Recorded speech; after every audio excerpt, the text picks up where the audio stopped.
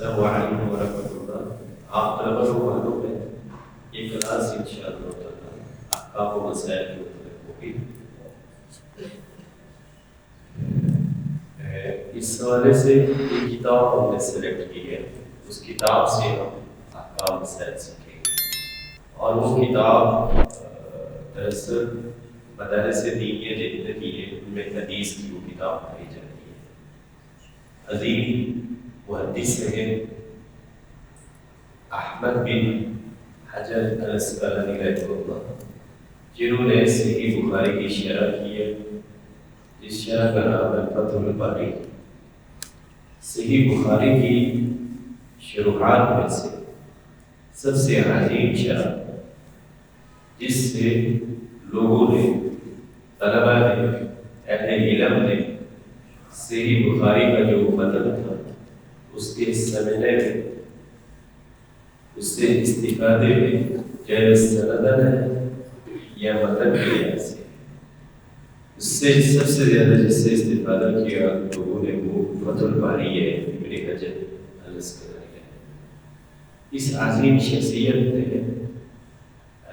احکام و مسائل کے متعلقہ حدیث کا ایک مجموعہ اکٹھا کیا، جس کا نام رکھا بلوغ المرام من ادلۃ الاحکام۔ یہ حدیث کی کتاب بنیادی طور پہ احکام و مسائل کے متعلقہ کتب احادیث سے انہوں نے احادیث سلیکٹ کر کے اس میں عمومی طور پہ جامعیت بھی ہے اور کئی احکام مسائل عبادات کی، معاملات کی اس مختصر سے ذخیرہ احادیث میں سے انہوں نے سلیکٹ کر دی ہے حدیث۔ اس لیے یہ حدیث کی کتاب عموماً مدارس دینیہ میں پڑھائی جاتی ہے شروع کی کلاسز کے اندر، تاکہ طلبہ احکام و مسائل سے آگاہ و واقف ہوں۔ تو ہم بھی جیسے کہ قرآن کریم کی جو وہ آیات جو احکام و مسائل متعلقہ ہے، مفسرین نے الگ سے احکام و مسائل کے متعلقہ آیات کا انتخاب کر اس کی تفسیر کی ہے۔ احکام القرآن کے نام سے وہ تفسیر ہے، جس میں پورے قرآن کی تفسیر نہیں ہے۔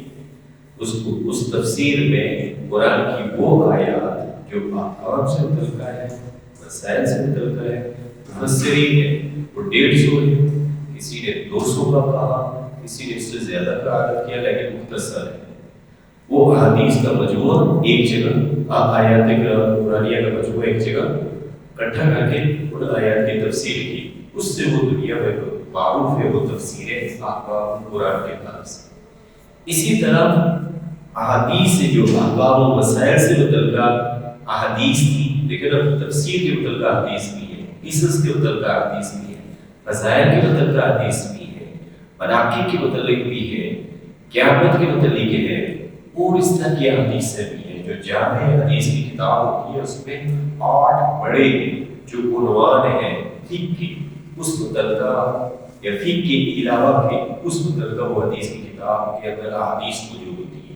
لیکن ان تمام جو جامع احادیث ہے بے شمار مختلف موضوعات کے متعلق کچھ محدثین نے ان میں سے وہ احادیث جو احکام مسائل سے متعلق ہے اس کا انتخاب کر کے مختصر سے حدیث کی کتاب کی۔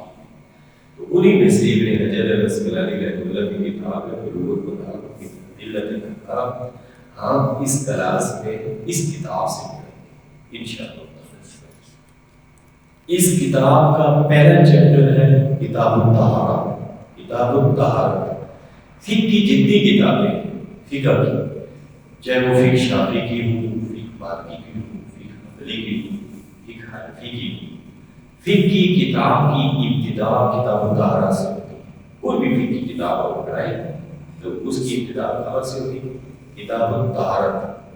کیونکہ طہارت سب سے کلمہ توحید کے بعد سب سے پہلا فریضہ جو ایک مسلمان پہ عائد ہوتا ہے جس کو ادا کرنا، وہ نماز ہے۔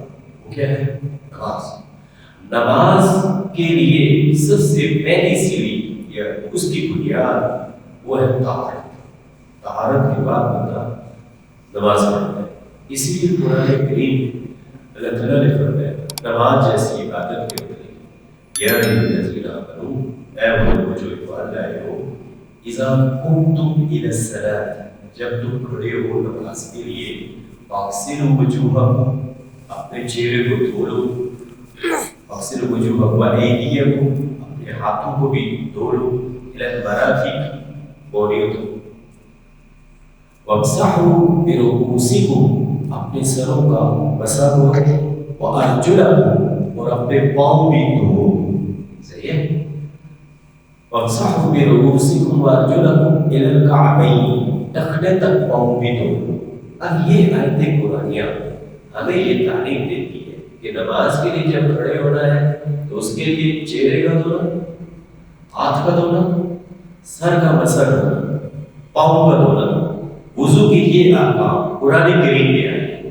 صحیح ہے وضو کے متعلق یہ احکامات قرآن کریم میں آئے ہیں اور قرآن کریم کی سائد میں ہمیں یہ تعلیم دی کہ نماز کے لیے وضو لازمی ہے جب نماز کے لیے کھڑا ہونا وضو اس کے لیے کیا ہے شرط اس لیے حدیث میں نبی صلی اللہ علیہ وسلم نے فرمایا کہ تم میں سے کسی شخص کی نماز نہیں ہوتی جب تک کہ وہ وضو نہ کرے تو حدیث رسول میں بھی نماز کے لیے بنیادی شرط کیا ہے طہارت اور اس میں سے وضو اور قرآن کریم میں بھی نماز کے قیام کے لیے بنیادی شرط کیا ہے وضو اس لیے ہم بھی انشاءاللہ تعالی بلوغ المرام کی احکام حدیث کی کتاب سے سب سے پہلے کتاب الطہارہ پڑھیں طہارہ کسے کہتے ہیں طہارہ کہتے ہیں پاکیزگی کو صفائی کو صحیح ہے یہ طہارت ظاہری بھی ہے اور یہ باطنی بھی ہے ایک مومن کے لیے اللہ تعالیٰ کے باطنی طہارت بھی مطلوب ہے اور ظاہری طہارت بھی مطلوب ہے باطنی طہارت کون سی ہوتی ہے شرک تکبر دل کے اندر جو بیماریاں ہوتی ہیں نا شرک تکبر غرور حسد کینہ بغض جیسے قرآن میں نہیں ہے انما المشرکون نجس مشرک پلید ہے اب یہ پلیدگی ظاہری نہیں ہے یہ پلیدگی باطنی ہے تو جیسے باطنی پلیدگی ہوتی ہے اور ظاہری بھی پلیدگی ہوتی ہے ایسے باطنی طہارت بھی ہوتی ہے اور ظاہری طہارت بھی ہوتی ہے تو اللہ تعالیٰ کو جو طہارت بندے سے مطلوب ہے طہارت وہ ظاہری طہارت بھی ہے اور باطنی طہارت بھی ہے اللہ تعالیٰ کو جو محبوب بندے ہیں وہ طاہر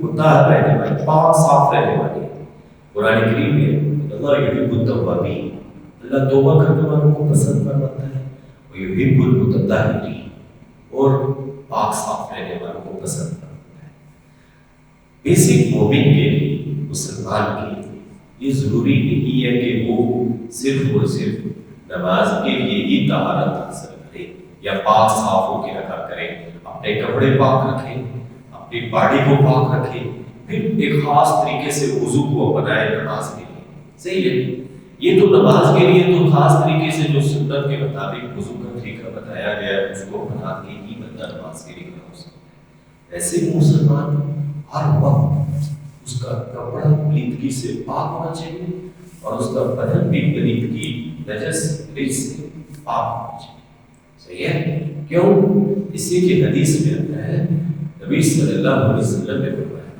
قبر میں جن گناہوں کی پاداش میں ایک شخص کو عذاب و سزا ہوتی ہے ان گناہوں میں سے ایک وہ شخص جو پیشاب کے قطروں سے اپنے بدن اور باڈی کو صاف نہیں پاک نہیں رکھتا یعنی اس کے بڑھ کے لوگ آپ دیہات کے یا اس طرح کے لوگوں کو اپنے لیے نماز کے لیے پڑھتے ہیں لیکن یعنی سیدھا صاحب سے جواب دیتے ہیں کپڑے ہی خریدتے ہیں صحیح بات ہے بدن پلیت ہے وہ اس لیے نماز نہیں پڑھ سکتا تو بدن کا پلیت رہنا چاہے کپڑوں کا پلیت رہنا یا باڈی میں پلیتگی لگے رہنا یہ پلیتگی کیا ہے ویسے ہی گناہ ہے مومن آدمی ہر وقت پاک صاف رہتا ہے صحیح نبی صلی اللہ علیہ وسلم طہارت کا کس قدر اہتمام کرتے تھے میں آئیے واقعہ بتاتا ہوں आप सल्लल्लाहु अलैहि वसल्लम एक दफा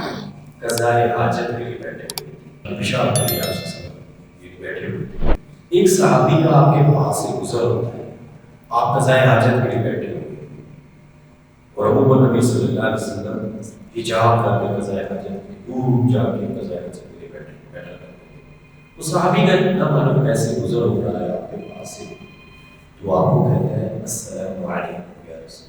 देखिए सलाम कहना है क्योंकि आपके पास से गुजर रहा है, उसने कहा अस्सलामु अलैकुम या रसूल। अब आप सल्लल्लाहु अलैहि वसल्लम किस हालत में है? कज़ाए हाजत के लिए बैठे हुए। आप सल्लल्लाहु अलैहि वसल्लम ने उसे कहा इशारा अला रिस्तिक, इधर ही ठहरे, आगे नहीं जाना। वो सहाबी खड़ा हो गया। आप सल्लल्लाहु अलैहि वसल्लम कज़ाए हाजत से फारिग हुए। अब पानी दूर था जिससे आप वुजू बनाते, आपने मट्टी से तयम्मुम की। तयम्मुम करने के बाद आप सल्लल्लाहु अलैहि वसल्लम ने उस सहाबी को कहा वालेकुम अस्सलाम। क्यों? इसलिए कि अस्सलाम वालेकुम कहने से कितनी नेकी मिलती है? 10। तो बेसिक ये अस्सलाम वालेकुम नेकी है ना, जिस पे अजर मिलता है, एक जिक्र है। आपने फरमाया मैं पसंद करता था कि मैं जिक्र तहारत पे रखूं। मैं जिक्र किस पे रखूं? तहारत पे। आप सल्लल्लाहु अलैहि वसल्लम बगैर तयम्मुम किए भी उसको कह सकते थे वालेकुम अस्सलाम, लेकिन आप सल्लल्लाहु अलैहि वसल्लम जैसे कि आयशा सिद्दीक़ा कहती है रज़ी अल्लाह अन्हा, काना यज़कुरुल्लाह अला कुल्ली हीन, आप हर वक्त अल्लाह का जिक्र करते थे। और आयशा सिद्दीक़ा कहती है रज़ी अल्लाह अन्हा, आप एक तो हमेशा अल्लाह का जिक्र करते थे और दूसरा आप जब भी जिक्र करते थे तहारत में करते थे, मतलब तहारत में आप वुज़ू लेते थे। तलबा आप वुज़ू लेना, आप कुरान करीम पढ़ते हो, सही है, और कुरान अज़ीम अल्लाह की किताब है।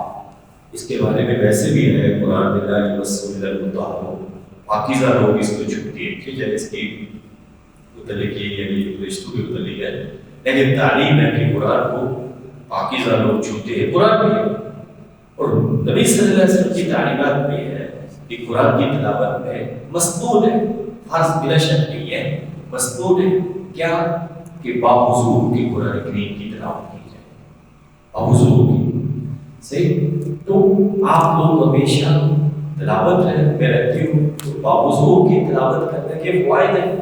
बावुज़ू की तिलावत करने से बंदे को कुरान अल्लाह की कलाम जल्द हिफ़्ज़ होती है बिनिस्बत ऐसा तालिब इल्म या ऐसा तिलावत करने वाला जो बगैर वुज़ू बनाए कुरान करीम की तिलावत उसके लिए तरबियत का बायस बनेगी, तज़किर का बायस बनेगी।